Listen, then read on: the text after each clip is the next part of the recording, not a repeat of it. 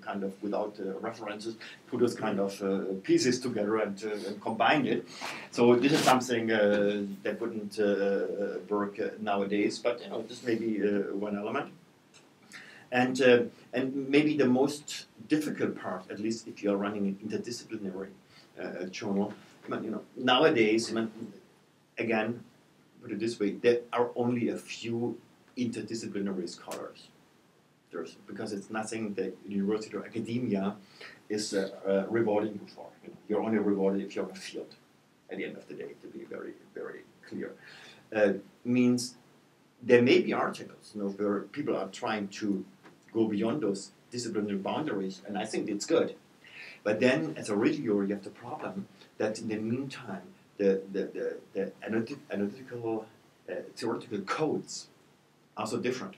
I really since the last 30 years or so, working in political science, in parts of it, and in economics, what helped me to understand different kind of codes and try to combine them. But very often, there are other codes I actually don't understand. I wouldn't understand any kind of code when I'm getting invitations at UBC from some departments, even in social sciences.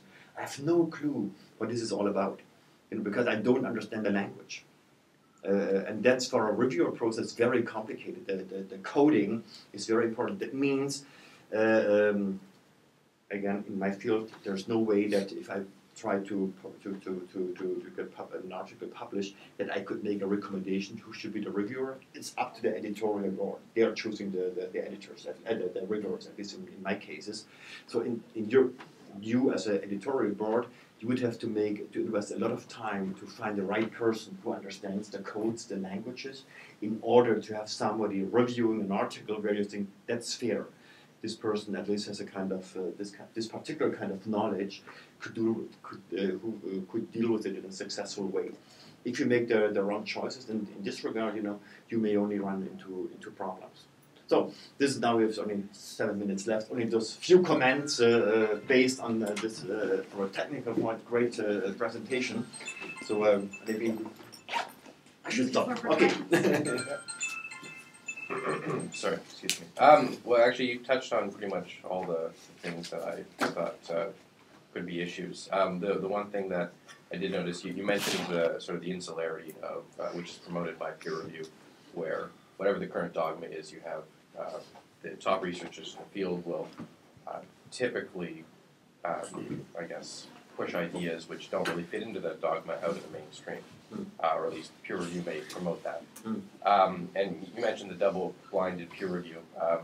I see that as it's a good mechanism if you want to protect individuals from being censored, but when it comes to ideas, I don't know whether or not there is a really good way to avoid censorship of ideas from just the top down. When you have researchers or academics in general who have their careers are basically built upon a set of ideas, and they read something which doesn't agree with those ideas.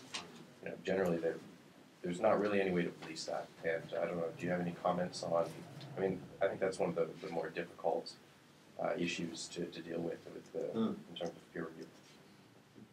Yeah, that's true, but at least the way I'm looking at it. But then again, I may be really a kind of extension, because first, this kind of age, I can see all those kind of things, and I give in my field, it's really different in science.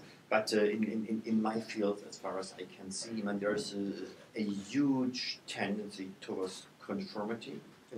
You need to work in particular kind of paradigms in order to be accepted, in order to get publications. If you are working outside those paradigms, you're immediately a kind of very weak starting position. It means you have to make much stronger arguments, better kind of presentations, all those kind of things, in order to get heard at all. So that's how it is. But that's nothing I would argue, generally spoken, against the peer review process per se. It's the way academia works. If you look, if you're asking, then paradigm shifting progress, not in the sense that piecemeal process. We are learning from day to day more and more about this and that, but it needs a long time to overcome, in particular, kind of fields, the established theories, notions. And again, as a trained economist, I can tell you, in economics, this is now a huge debate since at least 2008 when the financial crisis hit. There are movements, particularly in Europe, but also in the US, that not so much that the field of economics didn't foresee this crisis. This is a kind of weak argument, I would say. This is not the task of economics as an academic field, but the way they are trained, all those kind of things, the models they were developing over the last 20, 25 years, they are totally excluding looking at those particular processes we are now confronted with on a global level since a couple of years. So this led to a movement in economics to redefine the field. And it turned out, for example, nowadays in order to become if you want to get a PhD in economics, on average, you need to be a highly trained, advanced mathematician. This is what I did when I was in your age or so. Then I decided at the time I give this up because this is not of any interest. I showed myself once that I could do a model, and then I left this. This now 30 years ago. But still, you need to be a mathematician. So all those the most profiled association, the American Association of Economists, asked somebody to do a review. And it turned out PhD students in economics in the US, and the same is true everywhere in the world, even here at UBC, they have a little knowledge of economics and a lot of knowledge of mathematics, and it's all about trying to create those very advanced kind of models. So you are in this is a kind of discipline that is separating itself deliberately from real-life processes. In interdisciplinary studies, we try to understand what's going on. So this is obviously creating a kind of challenge and a problem. So if you are still interested to do economics, where exactly can you do that, in which ways, and so on. And the same is true, maybe not in the same strengths, but for some other disciplines. So that's an objective challenge since long time, and it's only being replicated in the way you are trying to make journals and to review and to let other voices sound.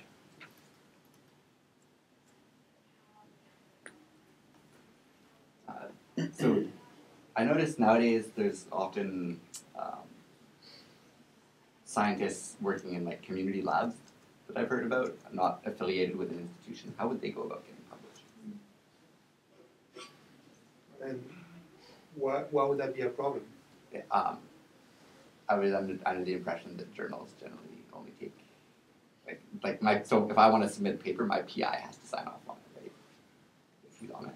Well, depends what. No, there's been an example like I look at, for instance, one of the most cited paper from the 90s was from Ulrich Lemley that was the first one to publish the SDS-page gel, and so that was a Nature paper, and it was a single author, and I think he was either student or postdoc at the time, and he just like authored that article by himself. So I don't know exactly how was the process there, but there are examples of. Very rare example, but there are examples of cases like that.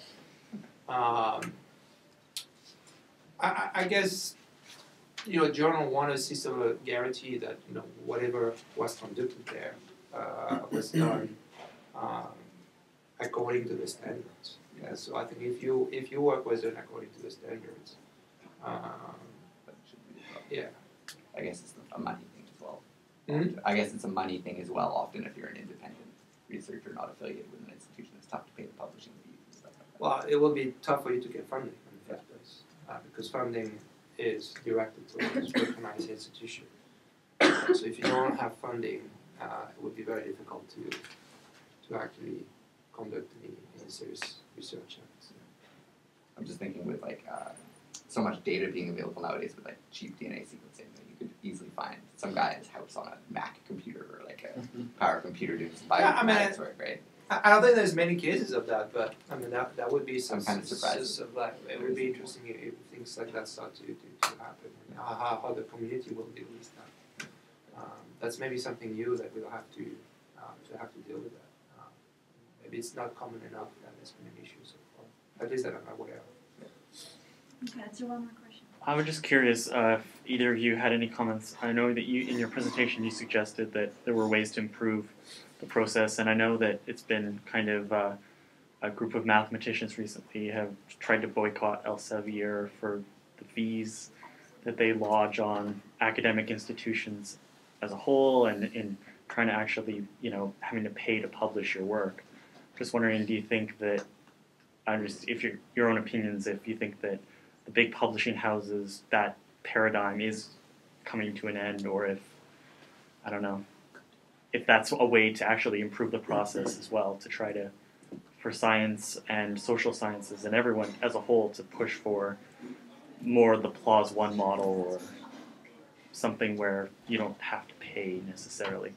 Because it is a big boon on the university to have to pay for access to all of nature's, Well, the fact is that we generate a lot of data, and we need to find, places where we can publish that. So at the moment, there wouldn't be, like one publisher where we can submit everything to them, or there's not enough open access journal to publish everything in open access, and some people don't like it. So there's a bit of diversity here.